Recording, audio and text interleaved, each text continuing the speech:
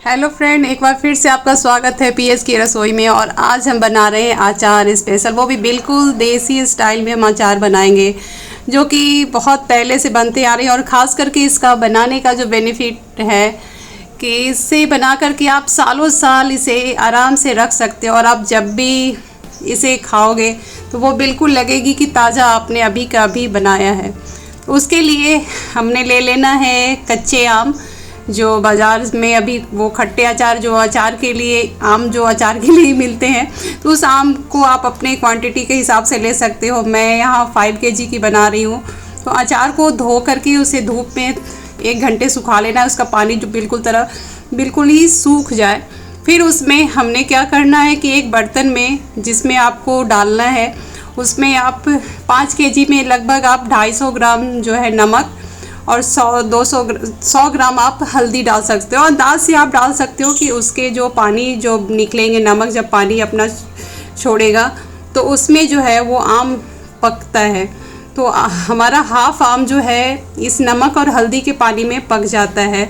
तो उसमें नमक और हल्दी डाल के आप जार में रख सकते हो, या मिट्टी के बर्तन में रख सकते हो, या फिर कोई स्टील के बड़े बर्तन में रख सकते हो। तो मैं 2 तरह से यहाँ पे आपको दिखा रही हूँ। एक शीशे के जार में मैंने रख के ऊपर वाइट कपड़े से बांध दिया है, कॉटन के कपड़े से।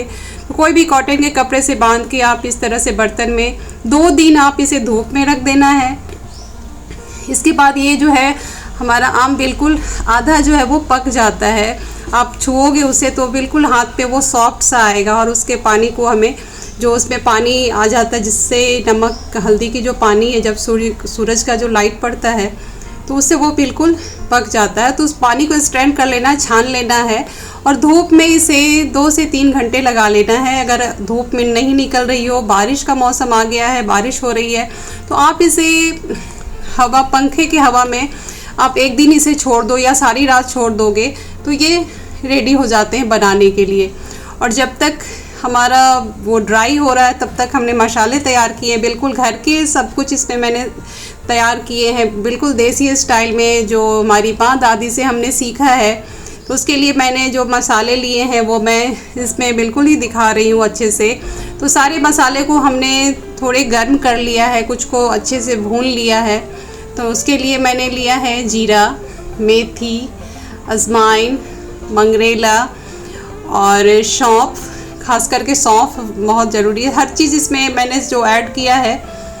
तो सबको जीरा सौंफ को मैंने भून लिया है, मेथी को भून लिया है, और अजवाइन को मैंने नहीं भूना है।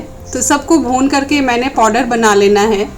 और कुछ सौंफ को मैंने पीसा है, और कुछ को मैंने उसे साबुत रखना है उसमें डालने के लिए।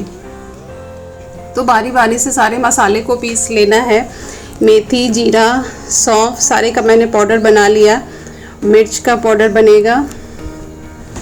और सरसों मैंने ऐसे यहाँ तो कहीं कहीं मैंने देखता है कि कहीं ब्लैक सरसों यूज़ होते हैं या फिर येलो वाले, तो मेरी थोड़ी अलग है कि मैं दोनों मिक्स करके डालती हूँ, तो इससे अच्छा टेस्ट आता है।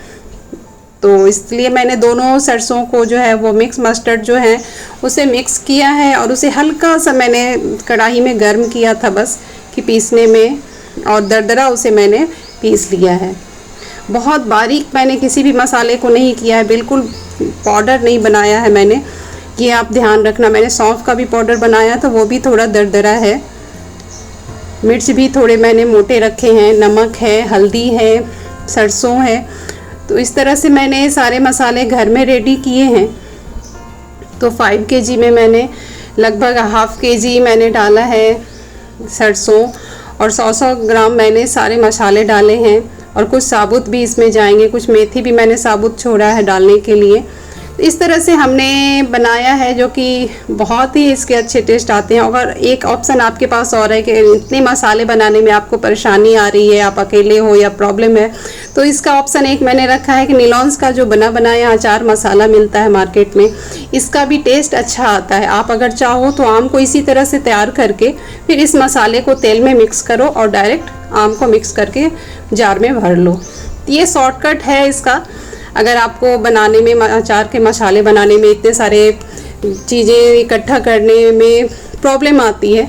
तो आप आराम से निलॉन्स का मैंने भी बनाया है उससे, तो मुझे उसका भी टेस्ट अच्छा आता है। तो मैं यहाँ ऐसा कर रही हूँ कि आपकी सुविधा के लिए आप कुछ मसाले तैयार कर लो, वो भी डाल लो, और कुछ निलॉन्स के आधे मिला करके वो भी डाल लो। इससे क्या होता है कि हमारे घर का जो टेक्सचर, जो फ्लेवर आता है हमारे हाथ का, अपने घर का बनाया हुआ, वो भी आ जाएगा और आपको ज़्यादा मेहनत करने की भी ज़रूरत नहीं पड़ेगी। तो आप कुछ मसाले घर के तैयार कर लो और कुछ निलॉन्स वाले जो अचार के मसाले रेडीमेड मिलते हैं आप वो यूज़ कर लो। इस तरह से हम सारे मसाले एक बड़े बर्तन में मैंने लिया है, क्योंकि आम मेरे बहुत ज़्यादा मैंने बनाया है। तो इस तरह से हमने हल्दी इसमें बहुत ज़्यादा नहीं डालूंगी और नमक भी मैं बहुत ज़्यादा नहीं डालूंगी, क्योंकि आपने देखा कि मैंने स्टार्टिंग में जो नमक हल्दी आम में डालने के लिए उसे धूप में पकने के लिए दिया था, तो उससे हमारे आम में कलर भी आ जाता है और नमक का टेस्ट भी आता है। तो ये चीज़ ध्यान रखना है कि जब हम मसाले मिलाएंगे तो बहुत ज़्यादा नमक नहीं डालेंगे। और एक ख़ास बात और कि जब आप निलॉन्स वाले जो अचार के पैकेट यूज़ करोगे उसमें नमक ऑलरेडी मिक्स रहते हैं, आप नमक उसमें ऐड नहीं करोगे, ये बात का ध्यान रखोगे। इस तरह से मैंने सारे मसाले इसमें डाल लिए हैं और इस तरह से सारे मसाले डाल लेने के बाद हम इसमें ऐड करेंगे ऑयल, जो कि सरसों तेल। अगर आप घर के बनाए हुए हैं तो ज़्यादा बेहतर, नहीं तो जो आप घर में यूज़ करते हो खाना बनाने में सरसों के तेल, वो ले लेना है। तो वो 1 केजी तेल गर्म होने मैंने कढ़ाई में दे दिया है, जिसे मैं हल्का गर्म करूँगी, उसके बाद इसमें यूज़ करूँगी। तो ये मैंने ऑलरेडी इधर चढ़ा करके तब मसाले में मिला रही थी, तब तक तेल भी गर्म हो गए हैं। और इसमें हमने डाल देना है हींग। हींग 1 बड़े चम्मच से मैं डालूँगी ऑयल में और तुरंत गैस को ऑफ़ कर दूँगी, क्योंकि हींग ज़्यादा जो है वो जले नहीं। देखो तेल हमारे गर्म हो गए थे, तो बहुत ज़्यादा तेल को बॉयल नहीं करना, बस थोड़ी सी गर्म हो जाने के बाद हींग डालने के बाद मैंने गैस स्टोव ऑफ कर दिया और तेल को ठंडा होने देना है। बिल्कुल ठंडी हो जाएगी, जब वो हल्का गुनगुना रहेगी तब हम उसमें मसाले में ऐड करेंगे। तो मसाला रेडी है, ऑयल भी मेरे अब ऑलमोस्ट ठंडे हो गए हैं थोड़ी देर के बाद। तो अब हम इसमें सारे ऑयल 1 केजी ऑयल को मैं डाल दे रही हूँ। तो अचार की क्वांटिटी क्या है, आपके आपने आम कितने ले रखा है अचार के लिए, ये क्वांटिटी आप ध्यान रखोगे। मैं 5 केजी में मसाले में 1 केजी अभी पूरे के पूरे डाल रही हूँ और 1 केजी से ऊपर हमारा वो मसाला है जो हमने ड्राई अभी रेडी किया है। तो 1 केजी में मैंने 1 केजी से ऊपर हमारे मसाले रेडी हुए थे, तो उसमें मैंने अभी 1 केजी ऑयल डाल दिया है, पूरा गर्म किया हुआ, उसे ठंडा करके। अब इसमें हम आम डाल करके मिक्स कर लेंगे और फिर ऊपर से और ऑयल जो है जब हम जार में भरेंगे फिर ऊपर से ऑयल को इसी तरह से हल्का गुनगुना करके फिर ठंडे करके हम उसमें डाल के फिर रखेंगे। तो मैं बारी बारी से आपको स्टेप बाय स्टेप इसलिए दिखा रही हूँ मैं कि आपको बनाने में आसान हो। इस तरह से आप बना करके एक बार अगर अपने घर में रखते हो ये सालों साल ख़राब नहीं होंगे। आप ज़रूरी नहीं है कि हर साल आप अचार बनाने की जो है परेशानी है जद्दोजहद से गुजरो। तो आप इस तरह से बना करके एक बार रख लेते हो तो 2 साल 3 साल आप बिल्कुल भी ये ख़राब नहीं होने वाले हैं। बस ये ध्यान रखना है कि पानी वाले चम्मच या किसी बर्तन से हम अचार को ना निकालें। तो हमने उस मसाले को सारे को मिक्स करके एक जार में भर लिया है। ऊपर से 1/2 केजी ऑयल जो है इसमें अब बिल्कुल आ जाएगा। तो आप देख लो यहाँ तक 1/2 केजी मैंने डाला, जो नीचे से लेवल से होते हुए ऑयल जो है बिल्कुल ऊपर तक आ गया है। और इसे अब हमारा अचार रेडी है। तो अभी इसे ढक्कन लगा के इसका जार का जो है बंद करके हम इसे 15 दिन तक रेस्ट करने के लिए रख देंगे। अगर धूप निकल रही है तो आप इसे धूप में एक बार डेली रखो दिन भर, तो ये और जल्दी तैयार होते हैं। अगर धूप नहीं निकल रही है तो आप घर में किसी साइड में एक रख दो, ये 15 दिन के बाद या 20 दिन के बाद फिर ये खाने लायक रेडी हो जाते हैं। तो कच्चे आम का जब आप डायरेक्ट बनाते हो तो उसे खाने तैयार होने में महीनों लग जाते हैं, और अगर आप इस तरह से बनाते हो तो बहुत टाइम के लिए आप इसे अपने पास स्टोर भी रख सकते हो और बहुत जल्दी अपने खाने के यूज़ में आप ले सकते हो इसे। इस तरह से आप बना करके ट्राई करो। आई होप कि आपको बहुत ही पसंद आएंगे और ख़ास करके इसका लॉन्ग टाइम तक हम इसे रख सकते हैं।